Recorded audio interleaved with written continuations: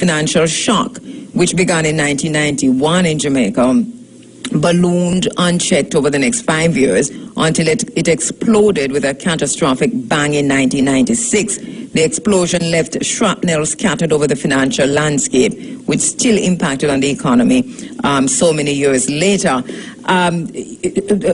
Sister Valerie Dixon is a survivor of that shock that the Observer talk about, a survivor of the government's response to the financial crisis of the 1990s. And she has, as we have said, written her book, Too Black to Succeed, the FinSAC Experience, on the phone lines. Lady President of the UNIA Kingston Chapter, educator, author, entrepreneur, and grandmother. My sister Valerie Dixon, So what I want to bring out this morning is that a lot of people do not understand where this thing came from. And I want to just read a little from an appendix that was written in the Observer some time ago. It says, when Omar Davis, then PNP finance minister in the 1990s, began the process of dismantling the Central National Bank, it was done immediately after the Don Crawford-run entity had bought a significant sum of U.S. dollars at a few dollars more than the price that the official exchange rate indicated. The bank did nothing which other banks were not doing in a time when an inept PNP government was struggling with managing a market economy which it knew little or nothing about. What the sale of those dollars did was reveal that the very same finance ministry was covertly, that means underground, dispatching agents with huge stacks of cash in the trunks of their cars to buy U.S. dollars at prices above the official exchange rate. The money was stolen eventually. With blood rushing to its head, when this action was revealed, an embarrassed PNP government set about withdrawing public funds from the Central National Bank, making it publicly known. And in the process, it started or triggered a run on the bank which was seemingly designed to end its life. That, however, is a sad history for the most progressive bank existing in Jamaica at that time.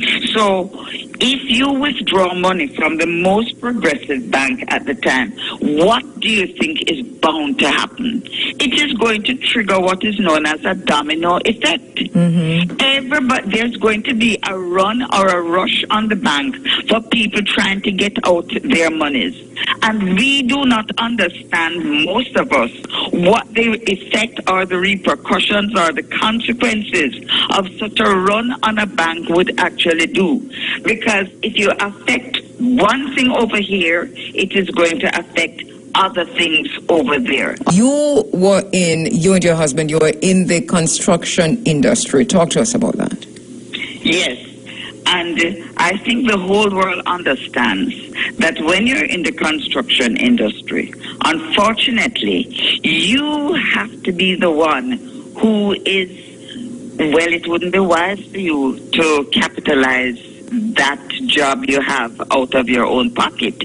So you are dependent on the banking system to finance you upfront, because in construction you have to put down the building, and as you go along you can then certify that the work is done so you can get paid from the client. But in the meantime, you have your expenses such as salaries and wages, you have your utility bills, you have your suppliers, you have everybody to pay until you get paid.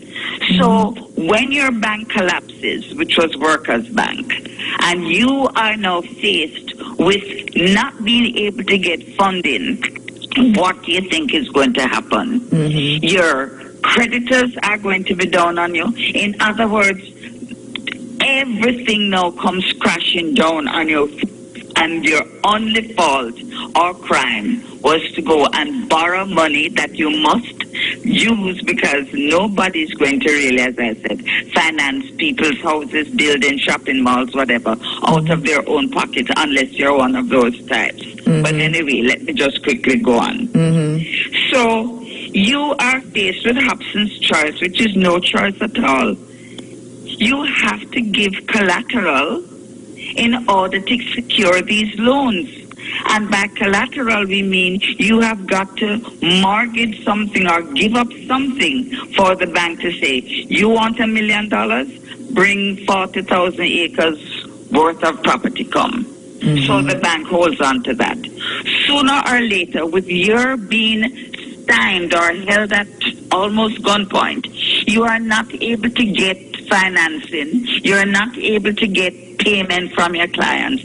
So you have to now go and seek every possible means. And one of them is to put your house up for mortgage. Or better yet, as collateral again. I will just read quickly here what another one of the appendix said. It said, the tragic irony is that many of those producers and manufacturers in Jamaica, trusting that their government was looking after their interest, had borrowed, sometimes pledging their homes to invest in state-of-the-art equipment to improve their efficiency, only to be crushed by the high cost of servicing the debt, that is, high interest rates, which are generally harmful. Yes. Many sought out new export markets to increase their sales, but lost them as their competitiveness vanished through government's exchange rate policies. Many strengthened their marketing only to be overwhelmed by the advantages given to imported competition by the government's unwise, liberalized trade policies. And I'll stop there for a moment. Yes. Every time it is the foreigners who get the edge or the advantage over local producers and local manufacturers who are the homegrown variety. In the FinSac debacle, we were in business for over 20 years. Another company was in business for over 50 years. Another company founded by our national hero, George Gordon, was over 100 years old. And again, we ask the question. The government contented itself to believe that companies which had been conducting business successfully for decades were suddenly struck en masse with ineptitude, stupidity, and amnesia as to how to properly run a business. Explain to us, Val, what do the government do exactly? Because we only talk about the FinSac debacle. What exactly are we talking about? Okay. You went to your bed last night and interest rate, let's say for argument's sake, is at 30%. You wake up this morning and you see a headline in the newspaper that says, government to increase interest rate to 64%. Please tell me which business would be able to fill that gap between paying interest rate at 30% and suddenly jump with no notice to paying interest rate at 60 and probably more. Overdraft interest rate went up overnight to 120%. And the impact of that action on businesses was what you are describing. That is exactly what I'm describing. So how is it that these people who are running business for over all these decades suddenly overnight become bad debtors? Do you see the point I'm making there? Yes, as a matter of fact, we were villainized. Yes. We were hounded down like common criminals. And we had to watch our businesses go up in smoke. While foreign investors came in, they got tax breaks, they got tax holidays, and we were what?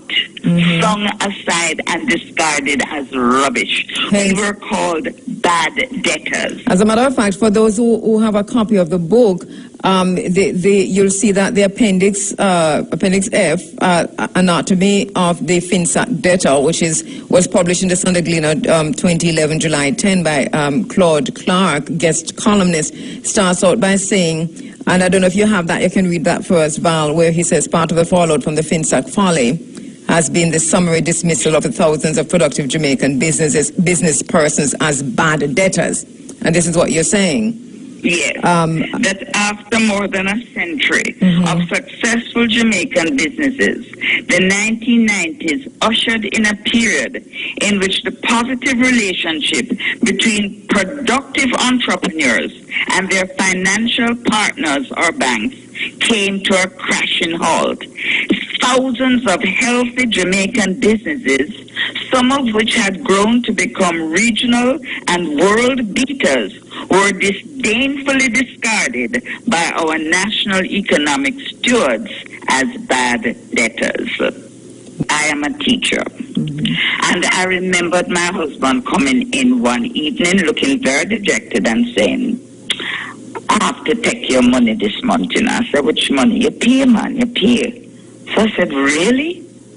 Long story short, he said to me, "Which do you prefer, material wealth or your life?" So, of course, I just cut my eye and said, "It has to be my life, of course." I mean, what kind of question that? He said, "Good." So I said, "What does good mean?"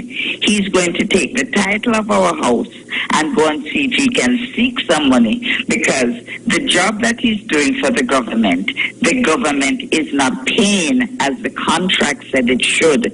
In other words, if the government owed him $10, they would pay him 10 cents or sometimes 5 cents, just for argument's sake. Now, you cannot say the government forfeited on the contract because they're paying something. What he should have done at that stage was to end the job right then and there. But this is Jamaica. And the man has spent decades building his business. And now to be blacklisted by a bad-minded set of people who don't want to see you prosper and do well, he would never get work again in this country, because they would say and tell the public that he breached the contract by ending the job before time, and that is why they can't trust him again with any more contracts. Blacklisted, done with you. How would the man continue? I mean, this is his life you're talking about. Yeah. So people who beat them chest and say, "Who, me?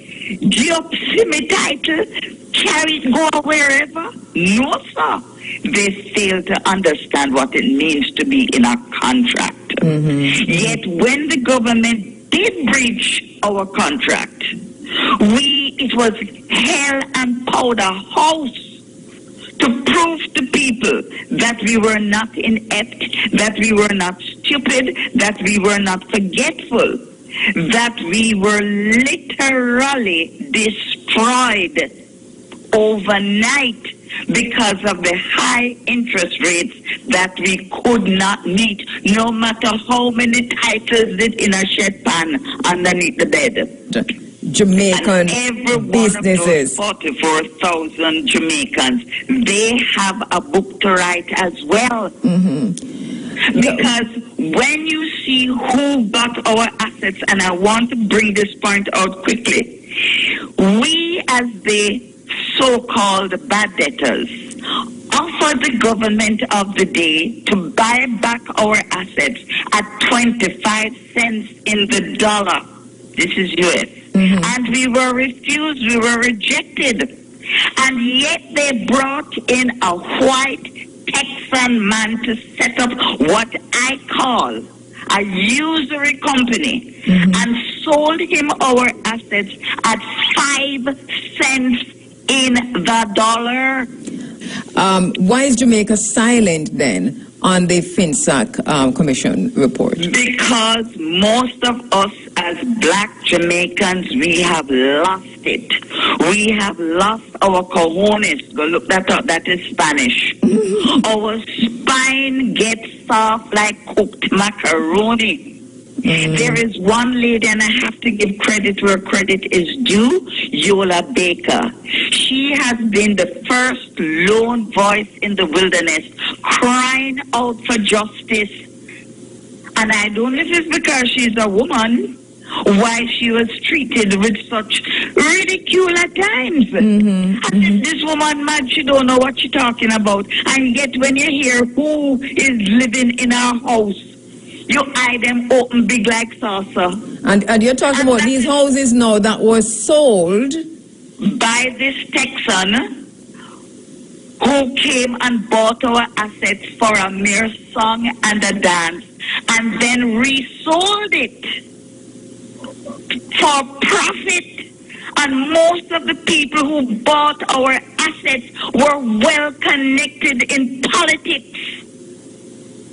If I tell you who got my house, but I can't do that because you know how this is Jamaica.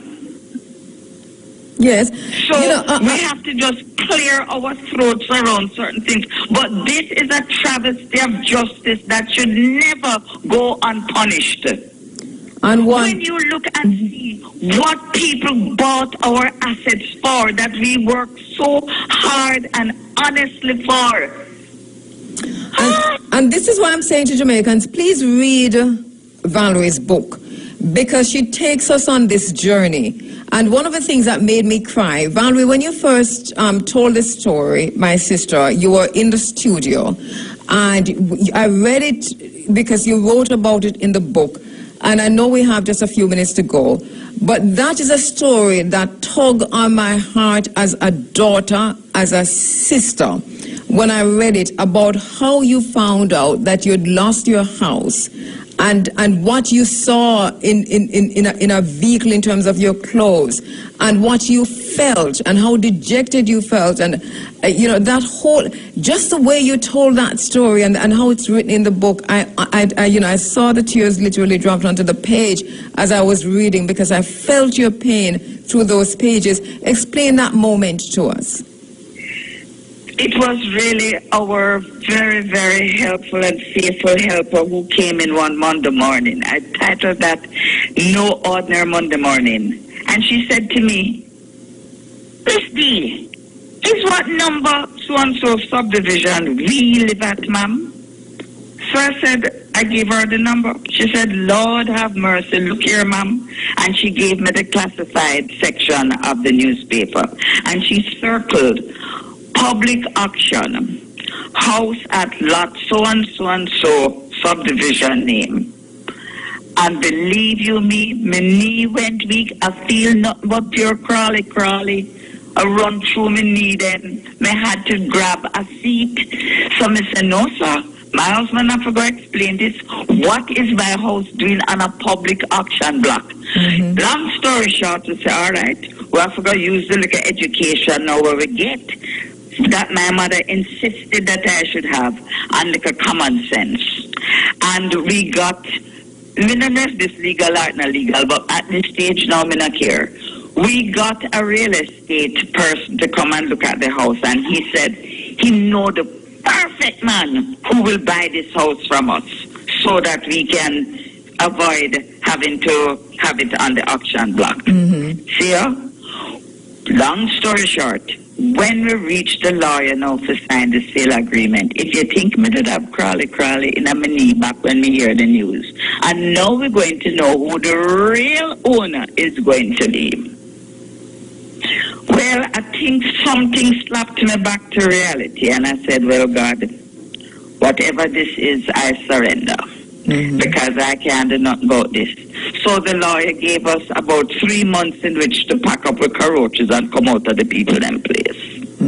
This is after raising our family here for at least 2 decades. It was now no longer ours. And you're talking about an upscale community in... Yes, you know, shame to say. Right. It is a mixed community, but a lot of upscale houses were there. It was really designed for the bauxite managers, the expatriates, the white people to live in this little enclave. But things happened in the 70s, and they began to sell lots to upcoming professionals, and we were among professionals. We called ours, we went to university, we went college, so we did all the right things that your mother would have been proud of, and my mother was very proud because your education is now paying dividends. Yes. Look here, 2 days after we went to the lawyer, I said, the real estate, I get choked up, but I'll go on. The real estate man come back and say, the lady says she want the house now. So anytime I'm nervous, I laugh. I say, oh, you mean no? Didn't we get X time to pack up with carotas and me set my few little plants and things? Him say, no, the so-and-so man said that him have to get the key, otherwise I'm not going to get any commission. So you have to move to that. Well, me did have like a business to do, so me just looked on him and husband and said, well, I don't see how I can possibly move over 20 years in one day, so wanna work it out. Hear what the man tell me, say, this so-and-so man knows of 2 houses to rent, and I must go and choose one of them. Well, you don't argue with certain kind of people in this country. So I went and I said, one of them was in the same community, so I would look at that one, because the other one wasn't suitable. See, Mom? When I reach what I think is the address, is a truck that I see in front of the gate, and there is my gardener giving instructions as to how he must come through the 2 column them without lick down the people them gate column. When I look into the truck, listen to it, but through it. How them things they look like my things, so. When we see curtain, I mean drapery, wrap up with plate, wrap up with shoes, some sofa just catch precariously on the side of the truck, and I said, but what is happening here? So I turned to the guy, I said, what's going on? Him don't look at me all now, him said, the man said, we have to move, ma'am. I said, but I don't even look inside of this house. I pass here every day. This house lock up how much years now? So, how you mean you putting the things in that condition? He said, the man said, then don't give the key. Well, nature iron by now. Go back up the driveway to go jump in my car. Go back around the house because of this man. When is this man now come park right in front of me? See ya? I march up to him now, fire, snap, you name it. When I look on the back seat of the man's car, not even car, car, I'm going to close that pack up from the seat right up to the ceiling. Wow. Wow. Oh, yeah. Wow. So I believe you me, it was like Dunn's River Falls busted on my head. The eye water just gush. Here the man look for me and say, you can stand about your holler. Me have to get my commission today, and him say today 3 times. The man just palms up my clothes, one handle my clothes off his seat, encircle my clothes and brush past me gone down the driveway, enter inside of this house that I don't look into yet. I don't know where I'm fine for put them down and come back out and take another load, and it went until the car unpacked with my clothes and then drive off. Wow. Oh, God. Yeah, you know, and that is just part of the experience. And that was just part of what happened to us, whose only crime was to create employment for Jamaicans. Because when my husband was at the top of his game, of course, you know, you're going to have the bad-minded people and who say, boy, the Dixon and this, that, and that. But he was employing from degreed architect, degreed people come right down to murderer who are waiting to get him sentenced as the person who is manual labor and push barrel. That is the amount, that is the extent of what we were doing for our country as black people, as black producers, as black entrepreneurs. And this is the experience that Mythic Megalia had to go through because of government and politics. You know, and when I see who get that house, I'm telling you, I am telling you. You said one but don't river bus again. So yeah, but we leave it there. That's the question that we need to ask. Who is the FinSAC report protecting? Why and it must be a whole host of people who are being protected by why this report is under lock and key. But it's one of the injustices that's a scar on the conscience of Jamaica, and one that we want to ensure that on our watch, we do that which we are supposed to do. Yeah. Yes, Taboo, and I want to end by saying that when you see the colored of the people who got bailed out, and when you see the color of the people who are under the same circumstances and were destroyed, it makes you draw the conclusion that most of us are too black to succeed. So the brown ones and white ones, too white and brown to fail, and we the black ones, too black to succeed. I'm not care who argue with me. That was my experience. I lived through it, and even now we're not quite out of the woods, but it could have worse, as them boy on street would have said. Well, can you imagine a man who has never earned the reputation of being an entrepreneur, does not know what it is to find a pay bill when you have men waiting on that pay bill to go home to feed them family, and that man who has never made a pay bill in his life going to look at people who have 50 years experience as entrepreneur, black entrepreneur who built this country since independence, and you go and look on them and style them as bad debtors? You know, Omar Davies really does have a lot to say he has not yet made, he needs to one apologize, but he also, and he was the finance minister at the time, and this is why I'm identifying him, but he really does have to stand up before he dies and talk to those survivors, talk to those victims. Some killed themselves, some committed suicide. This is how serious this was. Talk to the Jamaican entrepreneurs, the black people in Jamaica who suffered so as a result of those of FinSAC, and making peace with God and the ancestors. Val, we'll continue the conversation. Where can we get the book before you go? The book can be had at Kingston Bookshop, any of their branches, C-Mart Bookstore in Ligani Plaza, and online, Kindle, and Amazon.com.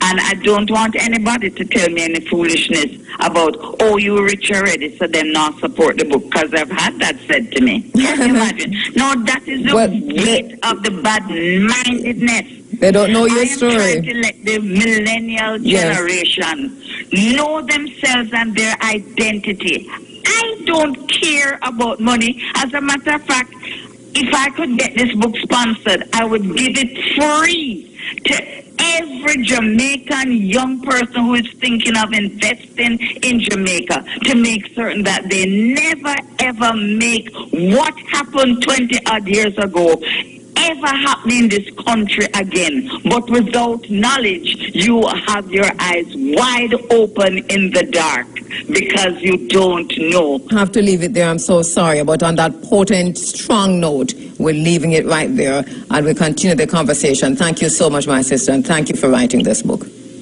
You're so very welcome, Kabu, and thanks for letting me get off some steam and sitting off of my chest. All right. Well, you did in the book. You did that in the book. Thank you so much. All right. Well, good, Val. Well, good. The high interest rate policy of Omar and the PNP has been one of the most destructive forces in the history of Jamaica's economy. It led to the financial sector collapse, where over 40 financial institutions went. Entrepreneurs that previously had been heralded by him, some of them are exiles abroad now. Many entrepreneurs lost their businesses. Many companies that were over 100 years old in Jamaica were destroyed and sold to foreigners.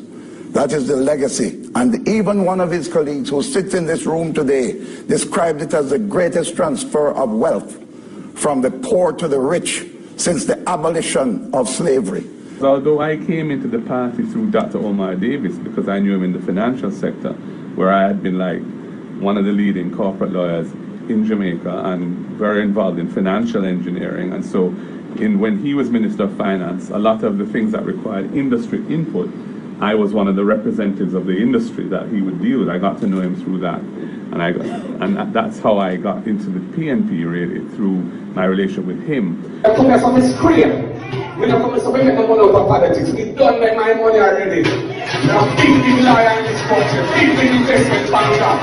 Whilst most people know Mark because of his being a top lawyer and a key man in the financial sector, comrades, this man is all round. He's multifaceted.